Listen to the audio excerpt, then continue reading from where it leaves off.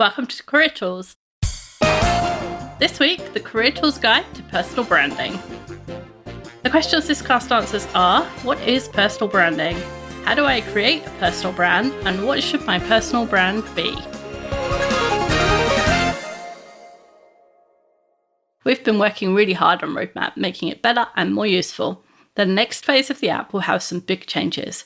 Not to the way that you use it, but more capabilities. Maybe you've got more team members, or you've moved jobs, or you want to go green on your tasks, or reset the entire app and start again. And soon you're going to have the ability to do all of that. New team member rollout capability will walk you through the Trinity steps, timed just for that new team member. So everybody can be on a different timeline. We're adding the ability to reset your task list start date so that your task timings and reminders are correct. No more red just because you got distracted, and a full reset will be possible. You can start fresh with a rollout if you got behind, or you need to start all the way over, or if you started a new job. So we're really excited about what's coming to Roadmap this spring. You need to be a licensee to get it, so go to the website and look for personal license under products. Sarah, I know you're super young and you don't remember the 1990s, but in the 1990s, there was a book called, I think it's called Personal Brand. It's by Tom Peters. It was super popular. Everybody had it. Everybody read it. And what he suggested was that everybody should apply branding, that is the practice of describing and distinguishing a product, to themselves. For companies, it's the activity that means that when you think of a certain grocery store, you know whether it's price or quality or something else that they distinguish themselves on. For people, it's, in theory, what would get you put on a certain project or get a certain job. Tom Peters was mostly talking about freelancers, but a lot of people applied it to people in more conventional jobs, and it just became a thing. And I don't think anybody remembers now. It's 30 years ago, which sounds like forever. So there's lots of places that say, hey, you should have a personal brand and this is how to do it. And nobody remembers that he wasn't talking to everybody.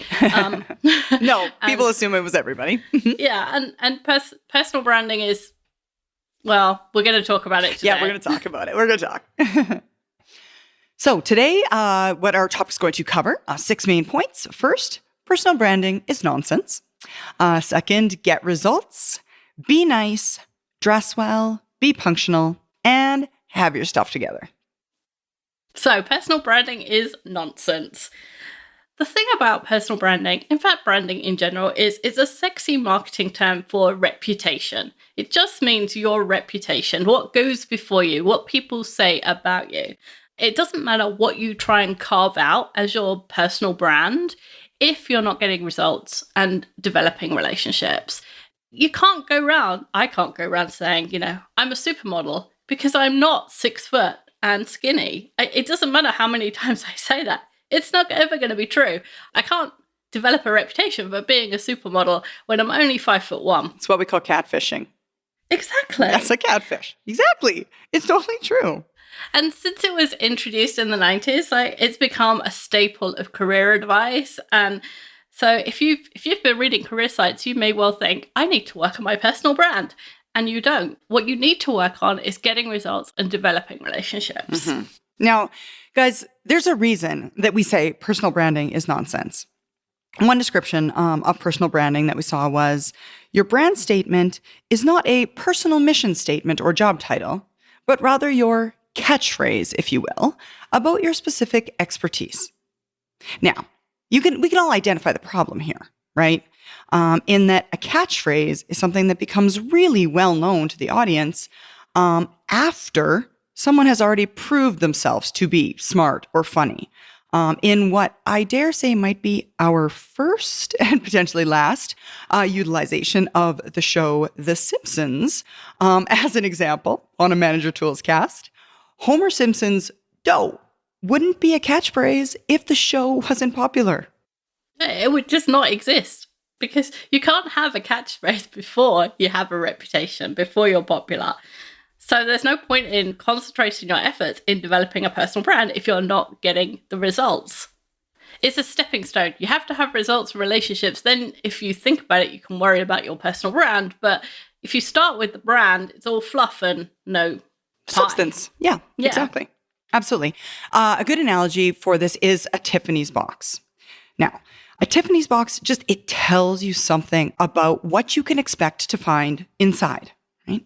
Now, if you opened it and you found a piece of jewelry from Walmart, there's nothing wrong with Walmart jewelry, but you'd be sorely disappointed with what you found inside because you had expectations of something different. Right. That's the thing. And that's the reason that following advice to develop a personal brand without actually making sure that the underlying work of results is there in advance is you're promising Tiffany's with your brand statement and you're delivering Walmart. People are going to want to verify that what you deliver is as promised, guys. And if you're delivering Walmart, no amount of Tiffany's blue box and bows is going to convince people that you're Tiffany's. Dude, you're Walmart, right? It's just not going to happen. And reputation is important. And it has been important to people since like cavemen, like forever. It's the way you find out about people that you don't know. Like if there's a new guy in sales, you don't go up to him and say, hey, what's your personal brand? Or what do you like? What you do is you say, oh, there's a bloke in sales. Do you know him?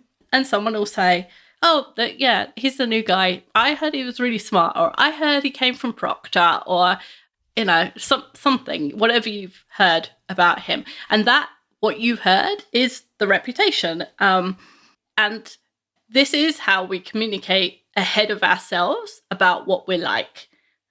So in that sense, personal branding is a new name for something ancient. But the thing is, when you actually get to Walmart, what their reputation is ceases to matter. Like once you're actually picking up a lettuce, it doesn't matter what Auntie Betty told you about the great prices she gets, right? It doesn't matter what she says. You're looking at the quality of the lettuce and the price for that lettuce, and you're deciding for yourself, is this what I want to pay for this item, right? Am I prepared to pay more and have organic, or am I okay with however Walmart gets its lettuces? And in order for the reputation to survive, it can't just be meringue. It can't be that you keep saying, I'm a supermodel. It can't be that Walmart keeps saying great prices for great quality if you get there and the quality is bad. That reputation won't last very long if, again, you don't have the basis of the results and the relationships. Mm-hmm, absolutely. We've all heard that phrase, they talk a good game, or almost no trousers, or all hat, no cattle. Those types of phrases exist to describe the people that we're talking about, right? Those individuals whose branding or reputation is not backed up by reality. Like it's honestly, to be that person at work, it is far better to be the person who's known for actually being easy to work with, being smart, getting things done, than to have a cute marketing phrase to describe you that took hours upon hours for you to think up and be catchy and smart, witty. And you don't need to spend hours thinking about what to be known for if you're known for qualities like being ethical, right? Or telling the truth, being trustworthy, being effective, right? Or getting results, being nice, smart, punctual, having strong relationships. Those don't take witty catchphrases to sell to people. They don't. They take some work, some of them. But if you needed a list of things you want to be known for, those are the things you want to be known for. Easy. Right? And we're not going to tell you how to be ethical or tell the truth or be trustworthy. You either know, or you know and you don't believe us, in which case we're not going to convince you that you should be trustworthy and truthful. It's too late. Right. So I think that will come back to bite you if you're untruthful. But the time will tell. I'll just wait for that. So we are going to talk about the others: getting results, being nice, being smart, being punctual, and having strong relationships. Because those are the things that you can work on and you can change, and your reputation will go with you. Mm-hmm. Absolutely, every time. So the first rule of any job is get results. And this section is pretty short. And we don't want you to think that because it's short and we're not going to talk about it for very long, that it's unimportant. It's first because it is the most important thing. It doesn't matter how good your relationships are. If you are not getting results, you will get fired eventually. And for some people get away with it longer than others. And for some people, it's 90% of the results that the company think they should get. And for some people, it's 10% of what they think they should get.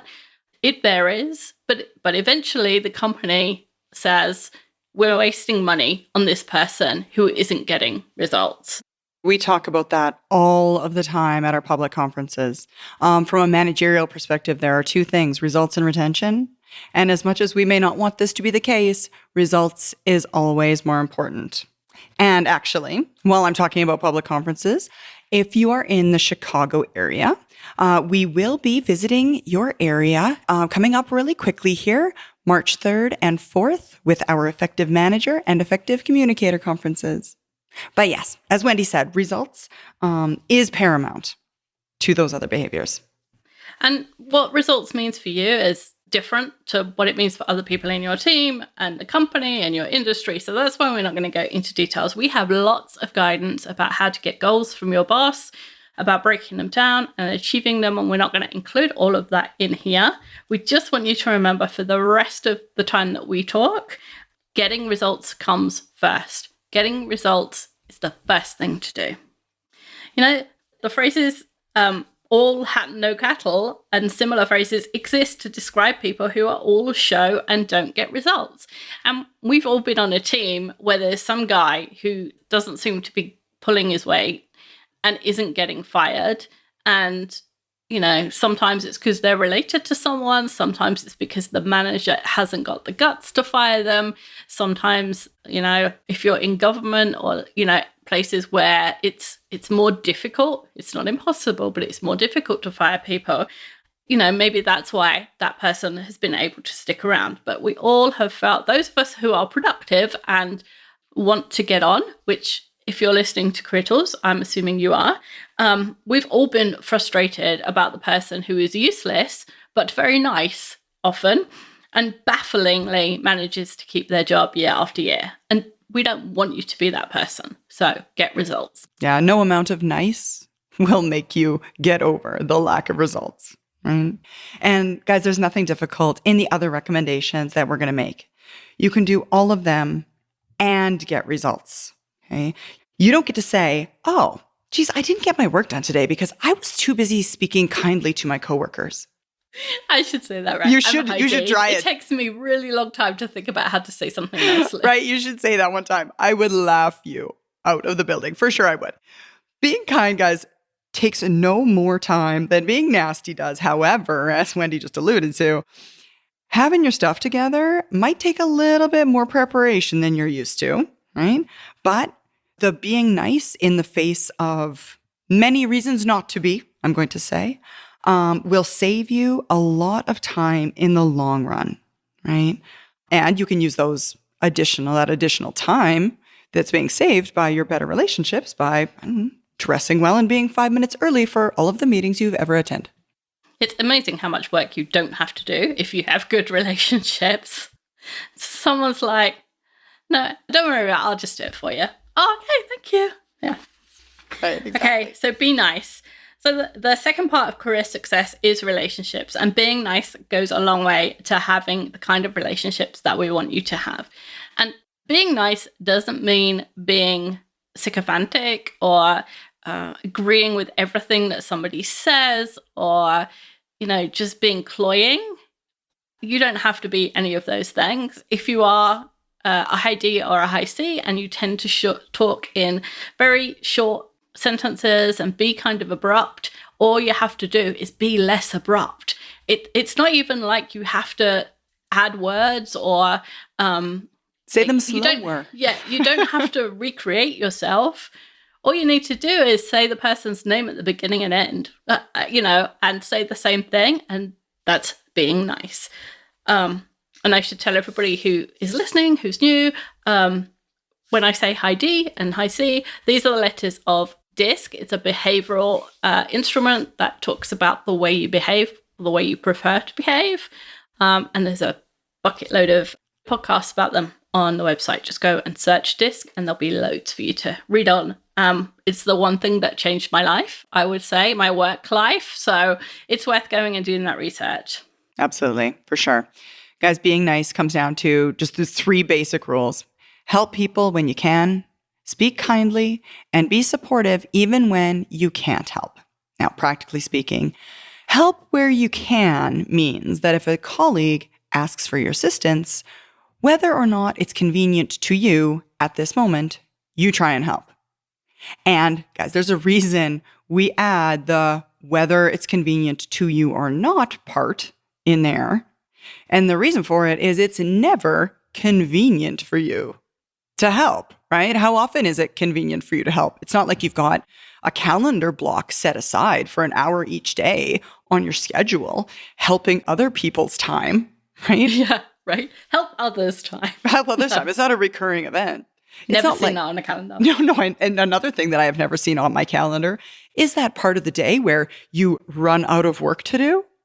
Like by 2 p.m. I'm done and I'm calling around like, hey, who needs help? We don't have time to help other people.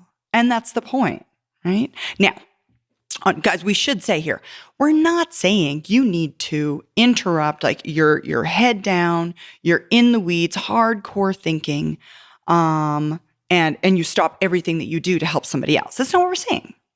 You can say, for example, can you just hang on 10 minutes while I finish this thing up, and I'll get to you and I'll help you out, right? We're reminding you here not to show frustration when someone asks for help and the timing isn't perfect and trying to help anyway. Paul, our IT guru, when he calls, he always says, good time or bad. And I always think, there's never a good time. Right? It's not like I was sitting here thinking, I wish Paul would call and ask me something complicated. Yeah, I know, right? It never happens. No, it never happens, right? But yeah, so just remember when somebody interrupts you or when somebody asks for help, there is never going to be a good moment. And as long as, you're not really in the middle of something that you cannot drop, then help anyway. Not showing frustration, then, leads us nicely to the next point. That is speaking kindly. Now, this, I say from experience, is one of those it's easier to say and harder to do kinds of phrases, right? There's a few things you can do, like just for some clues or cues for yourself that you can do to help yourself speak more kindly. First one, smile. It's hard to say harsher words and be mean when there is a smile on your face. It's just in your brain. It's like these two things don't go well together. Right. Doesn't the science say if you smile, your brain thinks you're happy? Like it's the reverse of what you think. Your brain doesn't think you're happy and then you smile and your brain thinks you're happy. So if you smile, you're much more likely to say something nice because your brain thinks you're happy. Mm-hmm. Absolutely. And the second is be a bit slower in your speech. That is, take a breath and consider what you're about to say. Now, the length of time it takes you to think about your words and swap them out for some kinder ones is going to seem like forever inside your own head. But the person that you're speaking to won't even notice you skipping a beat, right? Especially going back to kind of what Wendy was saying earlier, if you're familiar with the high Ds, there's a tendency for us to speak rather quickly, like to the point of the audience isn't ready to even receive the answer yet. Yeah. So if it takes you an extra moment, they're actually probably thankful for the fact that it wasn't so quickly they could barely pay attention. It's true. And I think I've told this story before, but I have a habit of starting sentences with so. Uh-huh. If you hadn't noticed, that means Paul, the sound guru, has taken them out because Paul makes us sound good. But I was doing a Toastmasters speech and I was really concentrating on not starting sentences with so. And so what I would do is say so in my head and then say the rest of the sentence out loud. So I was hearing so in my head, but I wasn't saying it out loud. Nobody noticed that I'd stopped saying so, but they all said, really good use of pause. You spoke more slowly and we understood more of what you said. I like your pace. Yeah. I was like, that wasn't what I was going for. And the so took forever in my head. Yeah. And to them, it made the whole thing better because I wasn't rushing from sentence to sentence. You can actually put very long pauses in between your sentences, much longer than you think, without people noticing at all. And you can always make, I'm thinking or or, give me a second kind of noises so that if you think that people are waiting and they're thinking, why is he not answering me? You can make one of those noises. Yeah. That's what we have those noises for. Yeah, like just like a... Yeah. Hold on. Let me think through the consequences while you think about what you're about to say. Yeah. And the next then is working on actually swapping some of your current phrasing out for ones that are better. For example, you could replace you idiot with that didn't work out so well. What could we do differently next time? Or you could replace I can't believe that you had the gall to ask me that question with I'm not sure I'm going to be able to do that. Can you help me understand why I'm the right person to take this over? Replacing things like, oh, that's a stupid idea with, I think there's some additional considerations that might suggest a different solution. Let's talk through those real quick.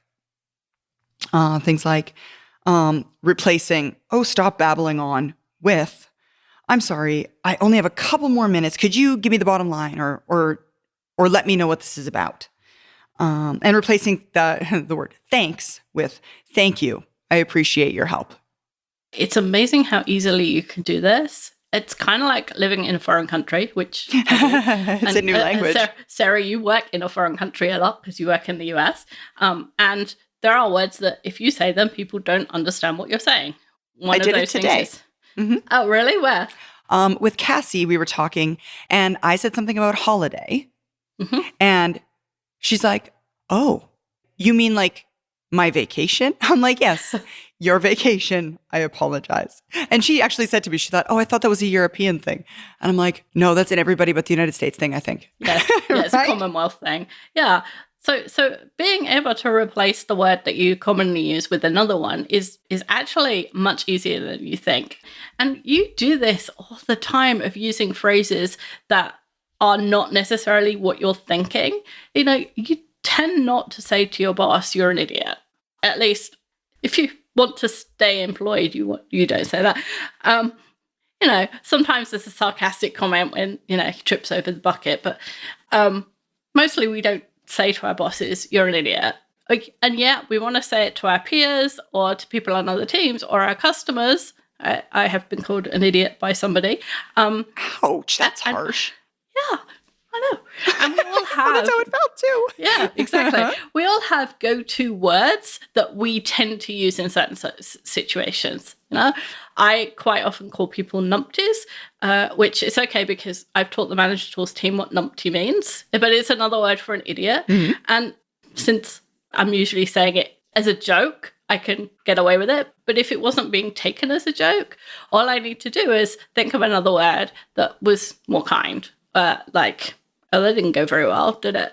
And it's amazing how when you think about these things in a calm way, in a different situation, if you know someone who's really good with words, maybe watch and listen to what their stock phrases are, and replace them. It's super easy to get into the habit. You just have to make a little effort. Absolutely. And instead of or another tip, I should say, is using we instead of you. Like we did in the first example. It makes what you're saying come across as less confrontational, just in general. Yeah, like you idiot replaced with what can we do differently? It's me and you. We're a team. Let's do it together. Let's do it together. Exactly. And so does things like saying, I'm sorry. And our things like, I must have misunderstood. Even when you're pretty sure that they're wrong, saying, I must have misunderstood, which is also a form of, if you're familiar with shot across the bow, where you're letting someone know, that they're incorrect. Now, if they know that they are incorrect as well, they now are aware of the fact that you know.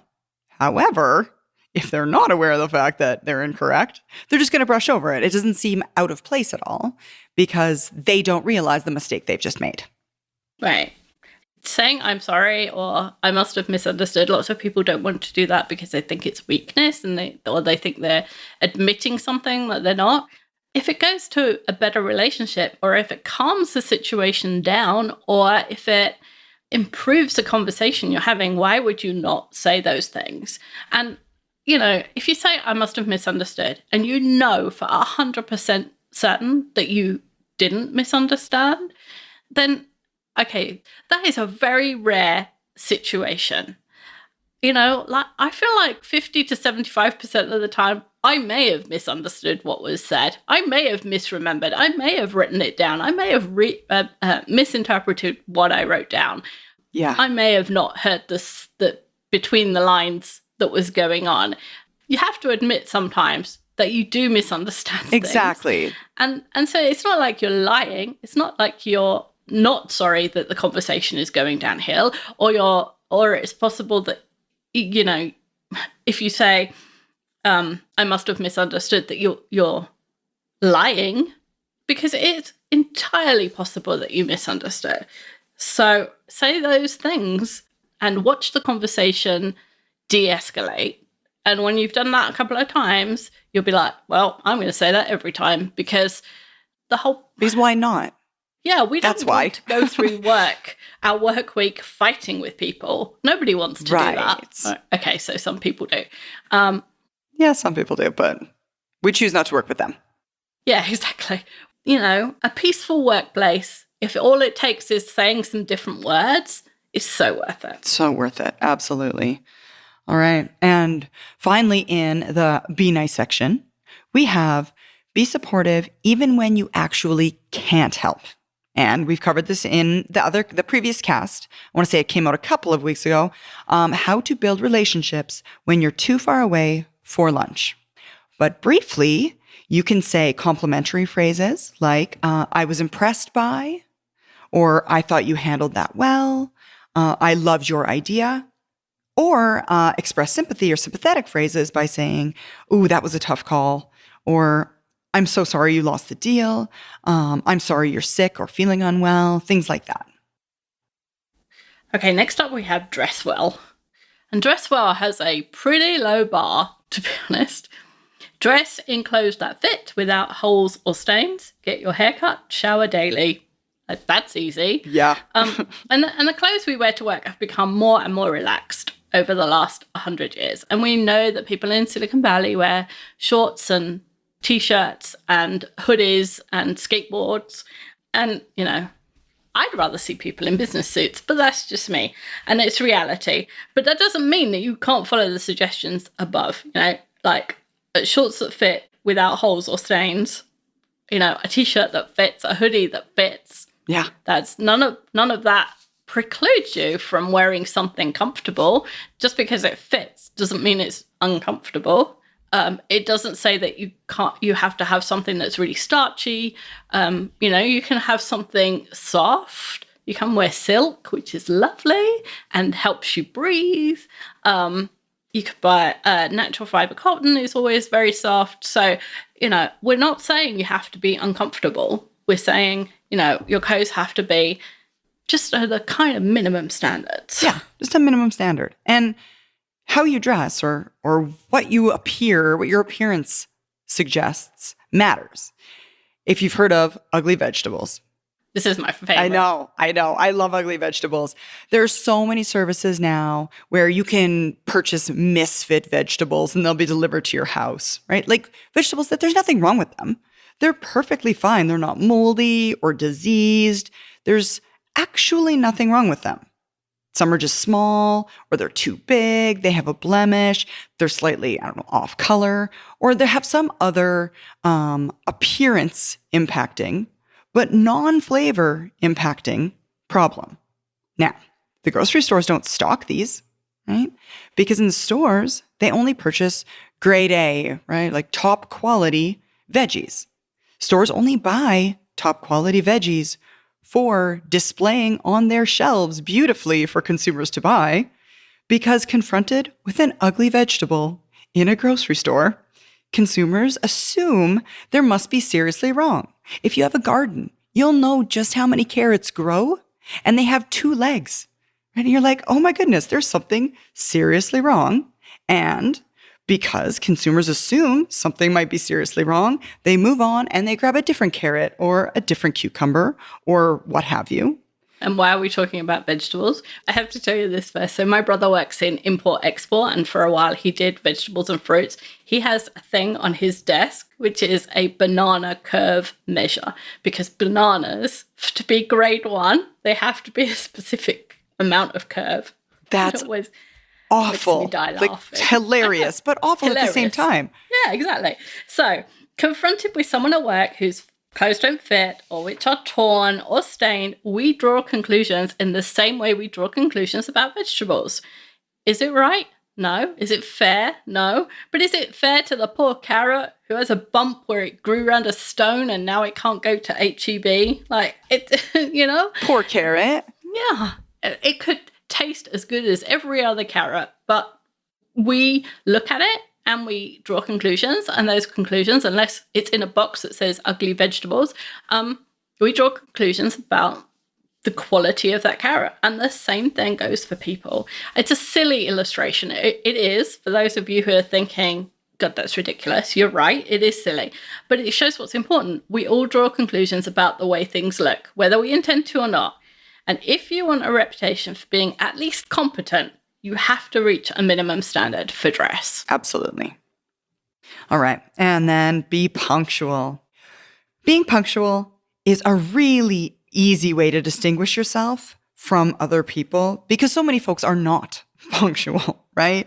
Being punctual really means being a couple of minutes early so that you're able to start whatever activity, the next meeting, what have you, at the exact time that meeting's supposed to start, rather than 2 or 3 minutes late because you got there on time. Being punctual. One daily example of this is the conference calls or the video calls that, seem to fill up our calendars. And for the call that starts at 10 a.m., you need to dial in at 9:57, as this gives you time to launch the software, to alter the sound and the microphone settings, make sure your background is tidy, find the papers, all the things that you need to do in order to be ready to start at 10 a.m. Now, lots of meetings don't start when they're advertised to start, but that doesn't mean that you should be the person who's late. If you're ready at 10 and the meeting doesn't start till 5 past, you can sit at your desk and, clear out email or file some papers or check what's going on in the news for 5 minutes. It's not like you have to sit there and right, wait with bated breath for the meeting to occur. Yeah, I sit in silence and look at my camera. You can still do something, and you're still the early person. If you're working with technology that's generally glitchy, or you find that 3 minutes isn't enough, then give yourself a few more minutes. We use Zoom on a Friday morning for our ops call, and I have to say 9 times out of 10, it only takes 2 minutes, and every now and again I do something to my computer and it takes 5. And so every week I dial in at 20 past usually, just to give myself that extra time. And it's early in the morning. It's a big deal. It's like our whole company on a call.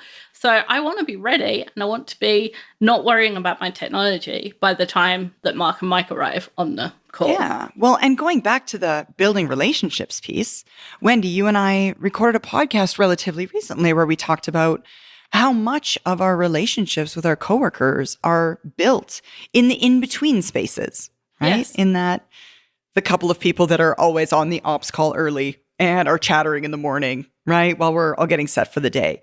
You still have the opportunity to build relationships and converse with your coworkers and those types of things. What you don't want to be is the person who's desperately and frantically, texting at 5 minutes past the hour, past the meeting started, saying, oh my goodness, I can't get in. Oh, I need the password to be resent to me. Or asking what the meeting's about. Oh, I'm sorry, I didn't read the agenda. Is it really my turn to present right now? Oh, darn it. I thought I was at the end of the agenda, right? Are we doing an audio call or a video call? Where am I supposed to? Oh, God. Yeah. Yeah, exactly. Don't be that guy. Exactly. That's all we're saying. That person is anything but punctual. You don't want to be them. You don't. If you're smart, you may have noticed a flaw with this plan. What if your previous meeting goes all the way to 10 o'clock or a few minutes after? How do you dial in to the second meeting at 3 minutes to? Well, there's an answer to that. Start having 45-minute meetings. Then you have a transition time of 15 minutes, and that way you can start being on time really easily. And there is a Manager Tools cast about 45-minute meetings and how to implement them. And I know lots of the time that other people set the meetings and you don't have a choice about the time that it takes or how long they set it for. But if you do have a choice, make it 45 minutes. We know that Parkinson's law says the work expands to fill the time available. And Horstman's corollary, I can't say that word. Corollary. That the work shrinks to fill the time you give it. If you give it 45 minutes, you might be amazed at how many meetings take 45 minutes. If you use Google Calendars as well, Google Calendar has a setting. It's called Speedy Meeting. So when you book your times in your calendar, it forces you to put them either 50 or 25 minutes to keep those shorter meetings. That's neat. I bet Outlook has that too. I'm sure it does. I haven't used Outlook in years, but yes, I'm sure almost all the calendaring softwares. Because you guys all know, right? That's why meetings are always an hour long or 30 minutes long, because calendaring software told us to. Yes. And so we make the meetings that long, right? It makes no sense. It makes no sense. It's not a good enough reason to do it like that because calendaring software said so is a silly reason. So start having more 45-minute meetings and treat your calendar like it is the rule of law. The lines at the beginning and end of your activities aren't like wishy-washy estimates, like gray in color, right? They're like solid lines, hard deadlines that you hold yourself to the standard of, I must meet these deadlines. And you don't have to tell anyone. You don't have to, here's my New Year's resolution. Just start doing it. People will notice and they'll think you'll get a reputation for being someone who knows what's up. So the last of these is have your stuff together. And I spent a long time thinking about the people who are described as having their stuff together. What is the behavior? Who are not. Right. So a reputation for having your stuff together means people can expect you to know what you're supposed to be doing, when you're supposed to be doing it, and they expect that you're going to do it to the required quality, if not better, and to the required timeline. In other words, you get the stuff done that you said you were going to do, when you said you were going to do it, how you said you were going to do it, and people can rely on you. Mm-hmm. Absolutely. So what would it look like to look at somebody who has their stuff together? It means you show up to meetings with the agenda printed out and notes handwritten on it if you've got any questions or things to add at those specific junctures, because you've put notes on it ahead of time in your pre-meeting review of the agenda, and have thought actually through the issues and what you want to share. Also, they come to each of the meetings that they go to with a notepad and a pen in hand to take any notes. Their wrist, if you look at it, there is a watch on it so that they can keep their eye on the time without having to constantly look out or tap their phone screen to make it light up and show them the time, right? They are prepared such that they don't need to look at their phone for any reason, frankly, because they've kept up with their work and communicate well enough that they don't get those emergency texts because something's on fire because they didn't plan ahead for that. They've planned. And you can watch people in your company, watch the people who have the reputation for having their stuff together and notice what it is that they do. It's really easy for people to say, oh, that person has their stuff together. It's all in one neat little bag. You can too. Yes, yeah. But it's only behaviors. And if one person can do it, you can do it too. You have to have a system for capturing tasks, for doing tasks, for recording information, and for preparing for what's coming. And we've talked about these things hundreds of times before, and there are casts for all of them. So here's one way to find casts. If you go to manager-tools.com and look for the map of the universe, it looks like a Sputnik. It's kind of in the top right. And you click on it, it's a mind map of all of our casts. Look for professional skills and then personal productivity, and you can find all of the guidance that we've given about knowing what you're supposed to be doing, getting it done, and doing it well. Absolutely. So, guys, at the end of the day, you can spend time working on your own personal brand if that's what suits you, or you can spend time actually putting in the harder work of investing in being ethical, effective, trustworthy, getting your job done, being that person who has their stuff together and building relationships. And frankly, we recommend the latter. Because if you're a meringue, someone one day will find out there's no pie. Exactly, you're Walmart. Thanks, Sarah. Thanks, Wendy.